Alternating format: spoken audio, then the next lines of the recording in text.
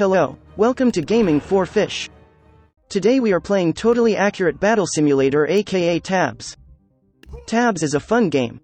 We will put some warriors down and some fire ants and have them battle it out while we watch the craziness ensue. Okay, let's get this battle started.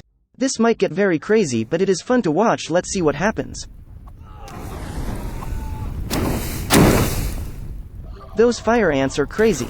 Did you know, even though fire ants can be found in many regions of the United States, they are not native insects. They are called imported fire ants because they were unintentionally brought into the country.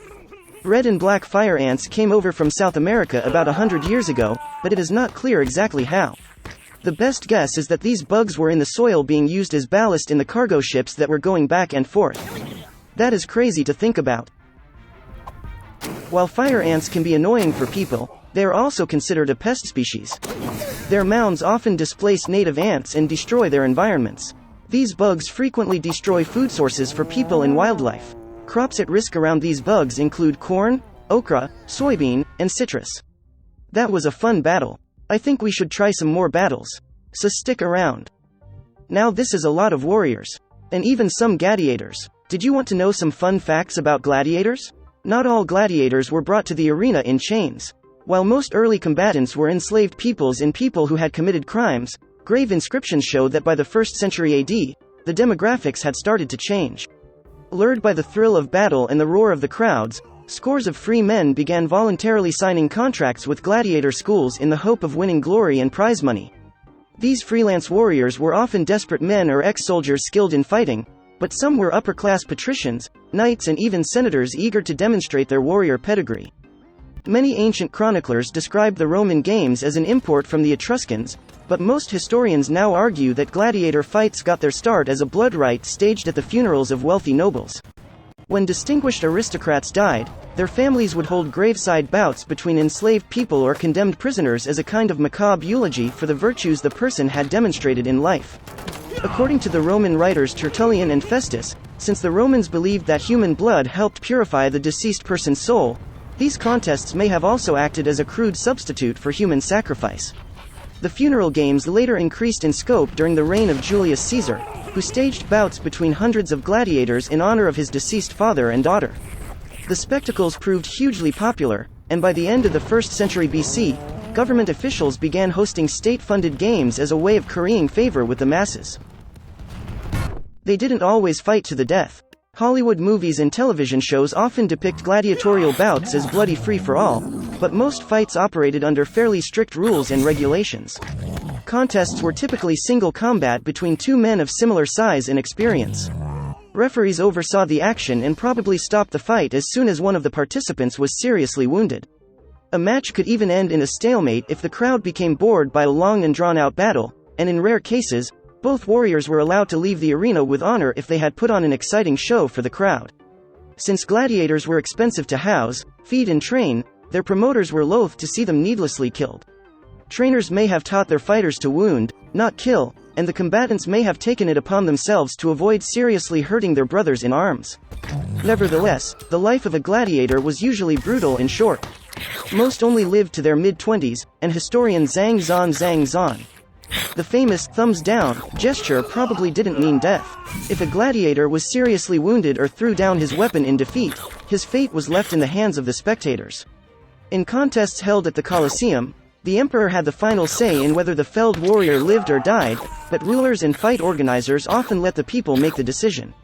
Paintings and films often show the throngs giving a thumbs down gesture when they wanted a disgraced gladiator to be finished off, but this may not be accurate. Some historians think the sign for death may have actually been the thumbs up, while a closed fist with two fingers extended, a thumbs down, or even a waved handkerchief might have signaled mercy. Whatever gesture was used, it was typically accompanied by ear-piercing cries of either, "Let him go," or "Slay him." If the crowd willed it, the victorious gladiator would deliver a grisly coup de grace by stabbing his opponent between the shoulder blades or through the neck and into the heart. Zhang Zhan.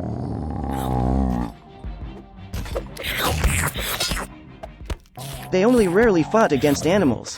The Colosseum and other Roman arenas are often associated with gruesome animal hunts, but it was uncommon for the gladiators to be involved. Tangling with wild beasts was reserved for the Venators and Bestiary, special classes of warrior who squared off against everything from deer and ostriches to lions, crocodiles, bears and even elephants. Animal hunts were typically the opening event at the games, and it wasn't unusual for scores of unfortunate creatures to be slaughtered in a single exhibition. 9,000 animals were slain during a 100-day ceremony to mark the opening of the Colosseum, and another 11,000 were later killed as part of a 123-day festival held by the Emperor Trajan in the 2nd century AD. While most animals were merely slaughtered for sport, others were trained to do tricks or even pitted against one another in fights. Wild animals also served as a popular form of execution. Convicted criminals and Christians were often thrown to ravenous zang zan. Women also fought as gladiators. Historians are not sure when women first suited up to fight as gladiators, but by the 1st century AD, they had become a common fixture at the games. These warriors may not have been taken seriously in the patriarchal Roman culture, but a few appear to have proven themselves in single combat. A marble relief dating to around the 2nd century AD depicts a bout between two women dubbed Amazon and Achillea, whom the inscription says fought to an honorable draw. Women also joined in the animal hunts, but their stint in the arena may have come to an end around 200 AD, when the Emperor Septimius Severus banned their participation in the games. Several Roman emperors participated in staged gladiatorial bouts. Hosting gladiator games was an easy way for Roman emperors to win the love of the people, but a few took it a step further and actually participated in combat.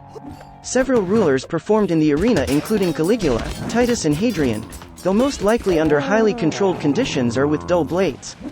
A deadeye with a spear, the deranged Emperor Commodus often tried to wow the crowds by killing bears and panthers from the safety of a raised platform. He also competed in a few gladiator fights, though usually against inexperienced fighters or even terrified and poorly armed members of the audience. When he inevitably won the contests, Commodus made sure to reward himself with the massive sum of 1 million Roman sesterces. One of the most famous ancient Roman gladiators, Spartacus left the army as he disliked taking orders. A Thracian, an Indo-European tribe from Bulgaria, Spartacus was born around 111 BC.